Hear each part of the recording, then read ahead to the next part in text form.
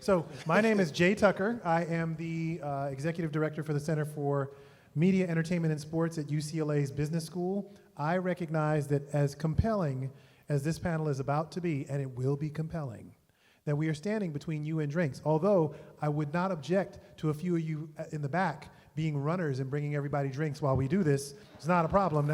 We can, we're innovative, right? We can figure this out. But I think this is a great opportunity to, one, call back to some of the stuff that's been discussed throughout the day, and also just to provide a different perspective. A lot has been said about streaming, connected TV, et cetera, all these different modes in which people are getting their content. This is a group of experts who can tell you more about what's actually happening when people are on the go and what that means for the business. In the interest of time, because we'll try to end on time, I'm going to actually introduce people, each person with a question. Now, you've heard from Lynnwood before, so I'm going to just jump right in. Could you talk a little bit about the business opportunity you saw when you first started this, and what you've learned about how to deliver content to these kinds of audiences? Hi, everybody. I think some people from last year will remember this, but I came from retail. So what I saw and what I always tracked was how much time do people spend out of the home. And the number was 72% of your time you're not home. And in the pandemic may have changed that number, but it's going back. So when you look at 72% of the time you're not at home, I always wondered, why is everything about when you're at home, right? And I looked at a model which was mobile. Mobile doesn't matter where you are, but a lot of times you have it mobile when you're at home, and it doesn't matter where else you go. So our opportunity was, can we serve people on the go, and what do they want to see when they're on the go? Can we bring that to them before they even get there by looking at what their habits are, what they do, and how can we deliver it? So that was the opportunity, and I saw fragmented and not together as one network, and if you could put it together as one network, I felt that would be invaluable to brands, customers, advertisers, and to the partners that actually needed the work. But okay, so quick follow-up. That's a whole journey. You basically created a nation, right? A nation for content. Combination of technology, business partners, distribution, devices, et cetera. What have you learned through that process about what matters most to the people who are consuming your content? Well, also, I think the first thing I learned is how to serve our partners. So, first is, are you delivering value and not be transactional? I think that's been over my career, but that was the first thing, was take a step back. It took us almost a year before we launched, after to just get the right tech, the right workflow that worked for both us and for our partners, knowing the environment we were going into. We weren't trying to, just a side note, I went through 10 different tech platforms, 10 different boxes of going out, and I remember laughing as people kept saying, I want to do this, the latest and greatest thing. Well, that doesn't work in this environment. So you have to get your ego out of it and focus on what actually delivers, and you can deliver it in a way that has still a great experience, but can be delivered, and you can work within this environment. And so when I saw other people that are been there for 30 years, and I went to their offices, I knew the box they're working on doesn't work. So we were already 10 boxes ahead. So that's the beauty about being a startup and being young. You can move quick, make decisions, and we failed fast, but we always kept our partners and then the viewer as part of that experience. So we kept that as our anchor. Love that. Brian, so one of the most compelling forms of content that remains, given all the other stuff that's going on across the ecosystem with the creator economy and short form video and everything, is sports. And you have managed to work in a space where you are delivering premium sports to these other venues. Can you talk a little bit about, one, how sports content specifically generates value in these spaces, and two, if there are any specific requirements in terms of the technology stack to be able to deliver an experience that consumers appreciate? Yeah, so, at its core, Everpass Media is really about taking what we have all experienced at home, the revolution of streaming and sports, and bringing that to the commercial environment. And as you know, for decades, bars and restaurants have relied on the traditional MVPDs and mostly satellite to get their sports content. But as leagues and broadcasters have bifurcated their rights to streaming providers, you know, you just look at the last 2 deals that were announced. You had F1 is going to Apple TV, UFC is going to Paramount. Those are becoming problematic for the bars to get in from a technological standpoint and a legal standpoint. So now you had consumers going into bars, and either A, they couldn't find it, or B, they were going in and you had, you know, trying to watch this content on stuff that was built for the bedroom and not for the bar. And you had buffering, and you had all of these issues that became problematic. And when you think about, you know, upwards of 20% of the Nielsen ratings coming from out of home, that then became problematic when you couldn't, you know, stream it into the bars. So we saw an opportunity at EverPass to develop a product that was what we think is developing that same revolution that happened in your house and bringing it into the bars and restaurants by developing a purpose-built tech stack end-to-end that is built specifically for reliable, easy-to-use product specifically for bars and restaurants. So you brought up this challenge around measurement. Is there a data point that you check for, look for, share with partners, et cetera, that speaks to the ROI of being able to put this together? Yeah, I mean, at the end of the day, because we own that last mile and understand what we're streaming into the bar, and then being able to tie that back with, you know, point of sale and other data points that we have, we can more reliably measure the data that is coming in, and we can report that back. Now, we've got all sorts of problems on you know, how people rely on that data, whether they agree with it or not. But at the end of the day, we can be very, very assured of knowing who was watching it at what time, what sport, and when, because we know exactly what is going on that screen, and we know how many people are sitting in that bar. Unlike Nielsen, that is relying on, you know, different measurements, that relying on audio and other things that are a lot less reliable. Okay, Johnny.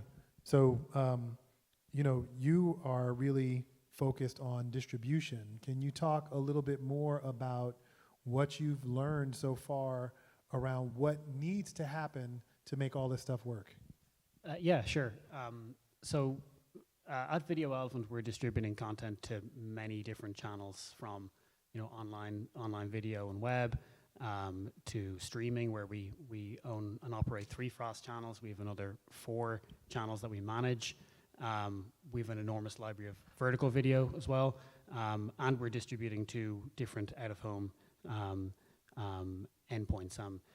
Like, I think part of the challenge from the content owner perspective is a lot of content owners don't really know what digital out-of-home is, or they see, when we talk about out-of-home, they think of billboards, whereas out-of-home really is a full spectrum of different implementations.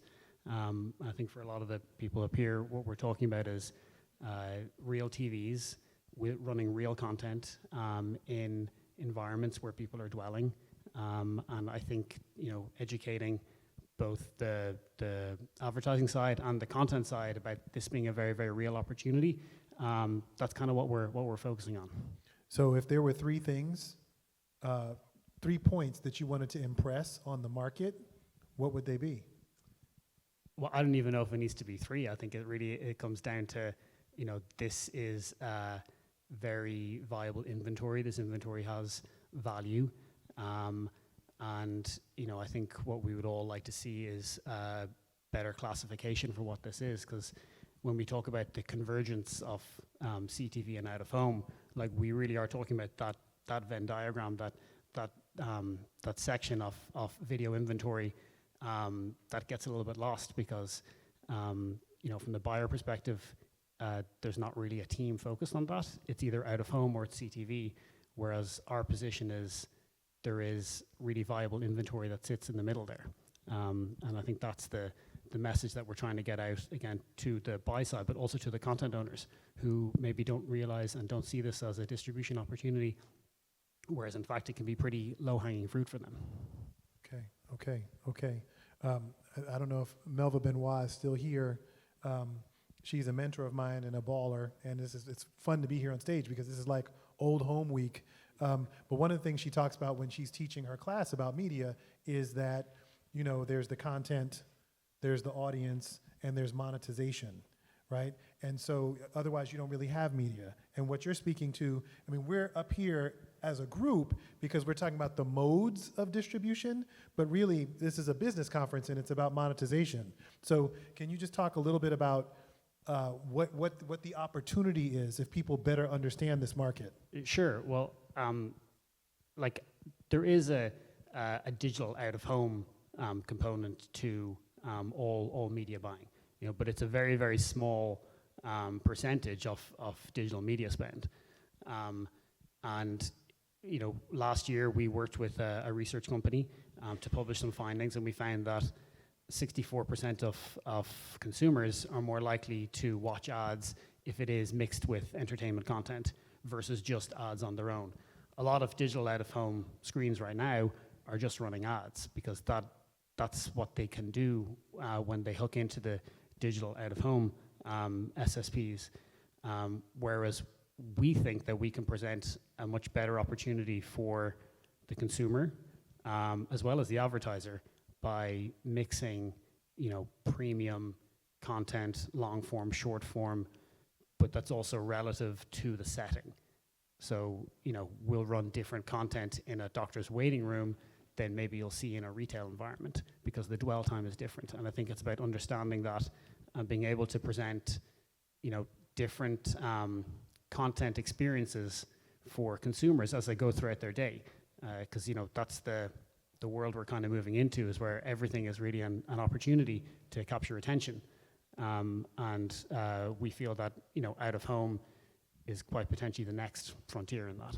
So it's funny you bring that up about what's actually happening and which environments we're in, because I wanted to bring Blake into the conversation, and I would love for you to just explain what atmospheric content is. What does it mean when you're talking about kind of ambient video?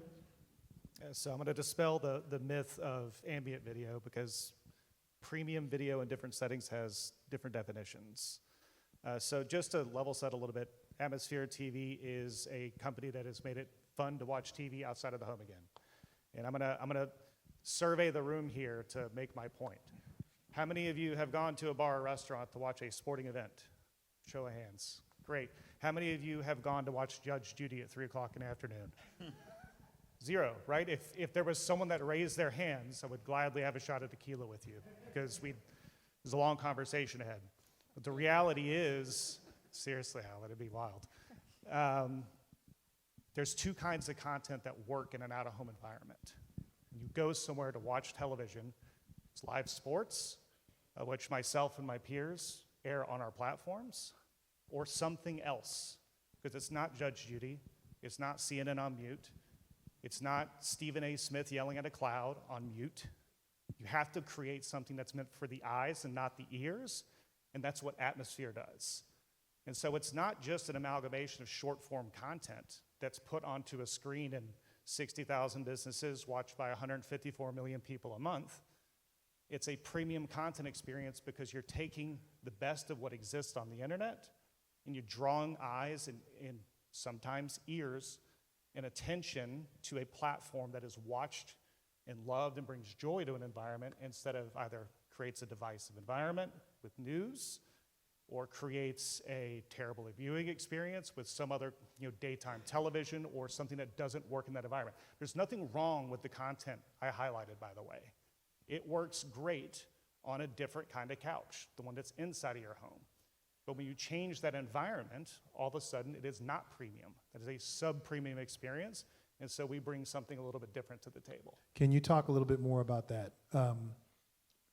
Because one of the things that we could focus on in this conversation, this very short conversation, you're still going to get your drinks, in this conversation, could be speeds and feeds. We could spend the whole time talking about content delivery controlling the networks, et cetera, and we'll talk about that a little bit.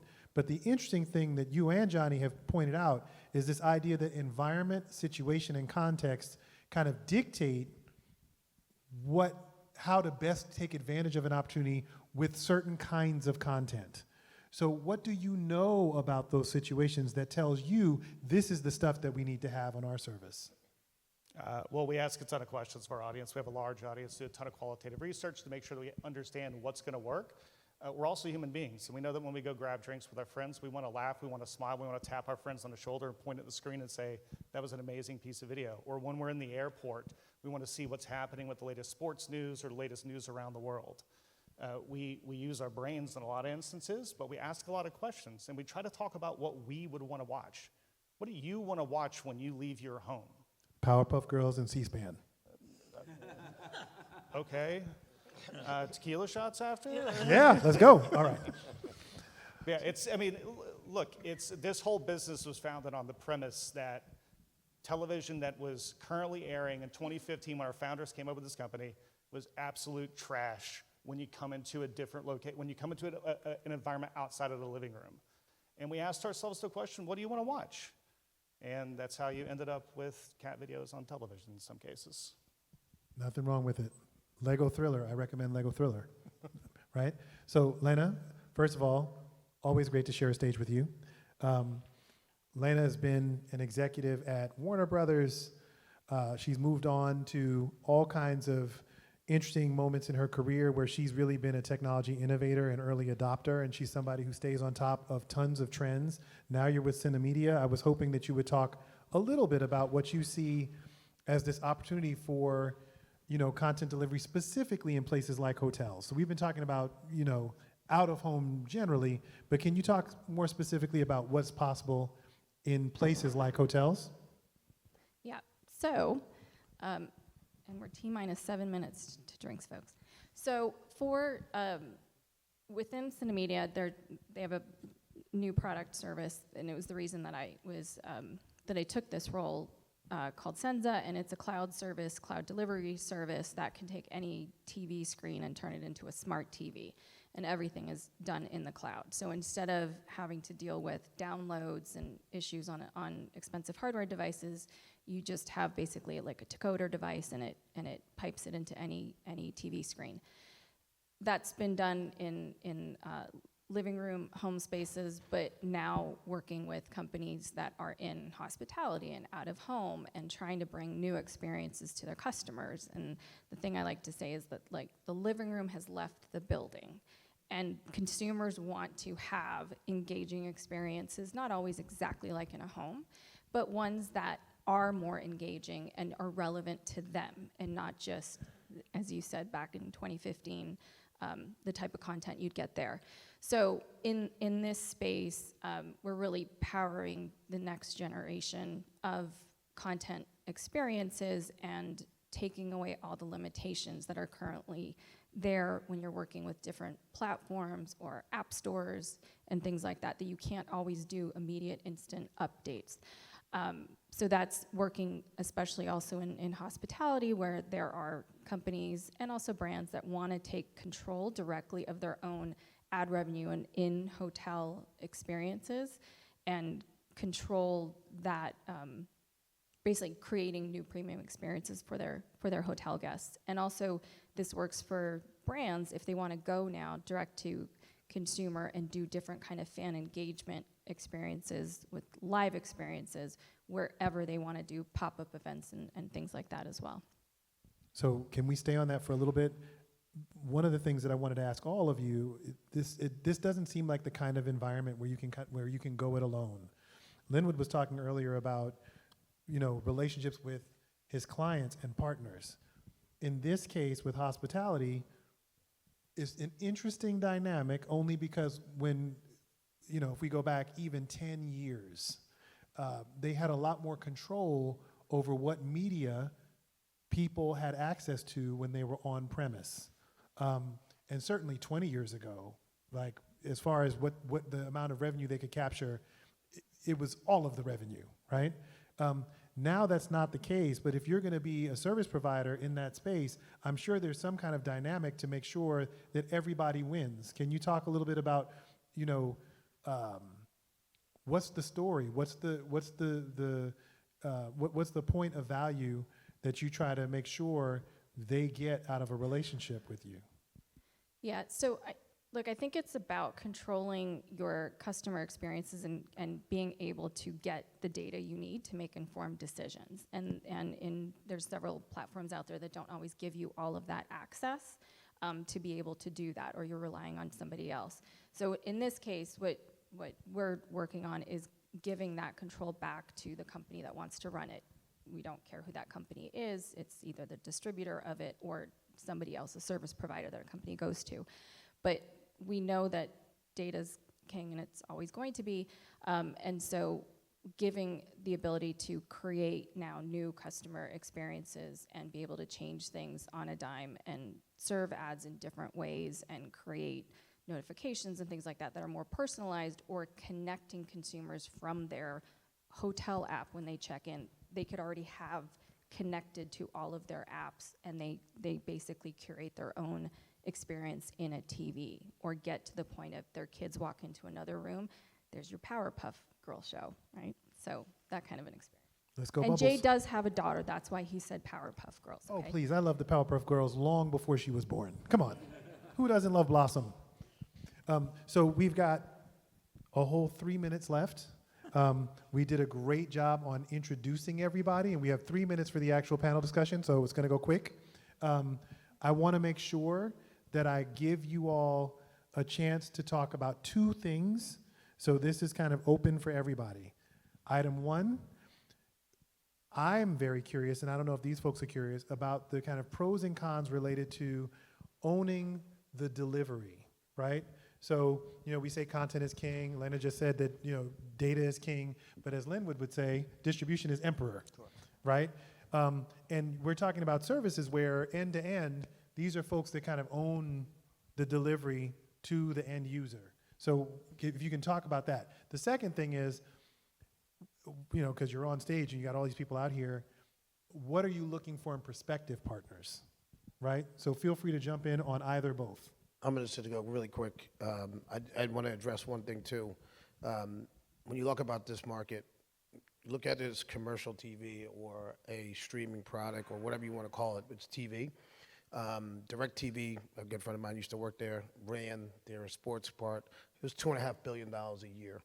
That's what they were driving in revenue, ad revenue on that. That's the total digital out-of-home video part is $3 billion. This is not something that we even play in. So we get zero money from there.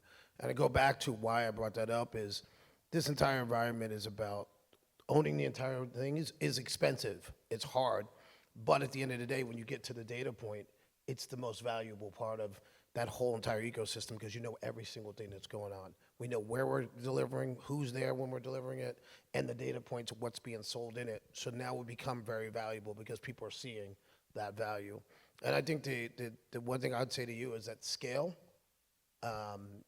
is through collaboration and through partnerships.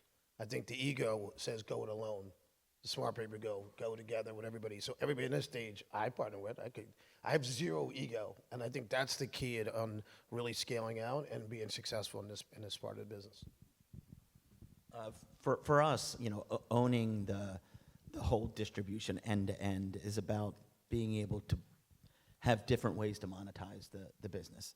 If you think about, again, for us, sports rights and the costs of them are on a hockey stick, and that's not ending.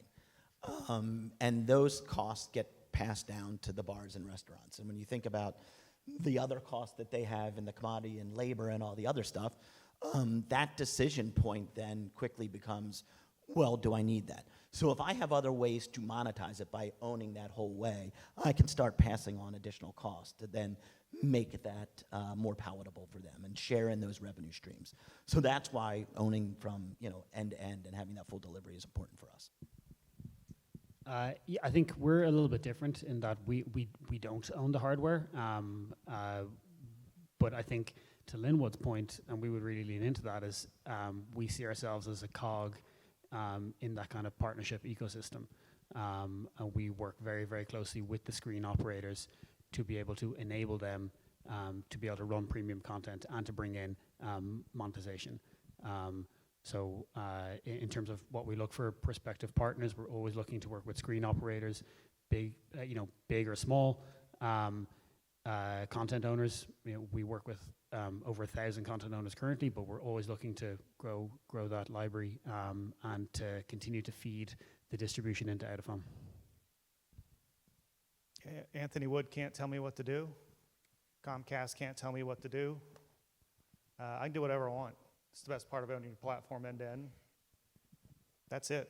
We get the data, we get everything we want, but nobody can tell me not a thing that they want me to do. And as someone who operated a cable network and fought with cable MVPDs, someone who built a very early on connected TV news app and dealt with that part of the ecosystem, there is a ton of freedom in being able to do whatever you want. If I want to show a picture of my foot on 60,000 TV screens, I do that.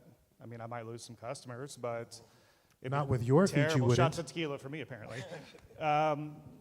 But I think more than anything, as we go to market and we look at who we want to work with, we're looking for people who want to find value in diving deep into our ecosystem, into diving deep into the tools that we do sell on top of the advertising that drives a decent chunk of our business, and that are going to be long-term users and customers of ours that see true value in bringing real entertainment to their businesses. So, and hopefully I won't show a picture of my foot.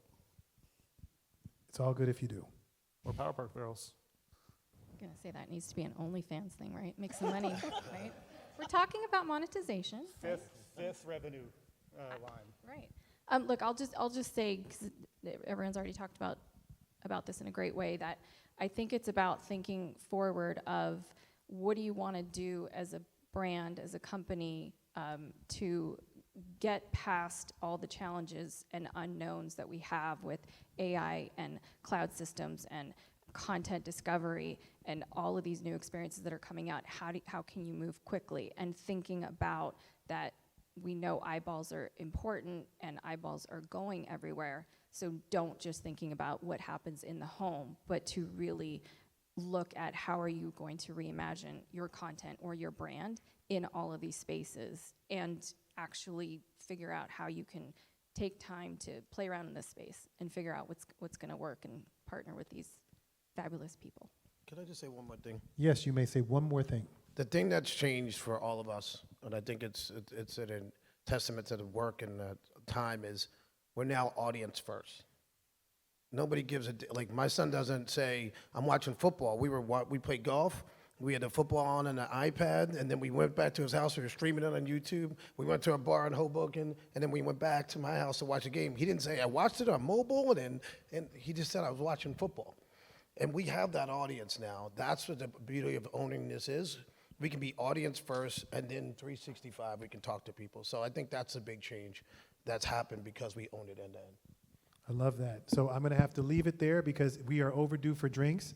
But since there are drinks, please talk to these folks as soon as we're done. Thank you so much for joining us today. Thank you guys for being here today. Appreciate it.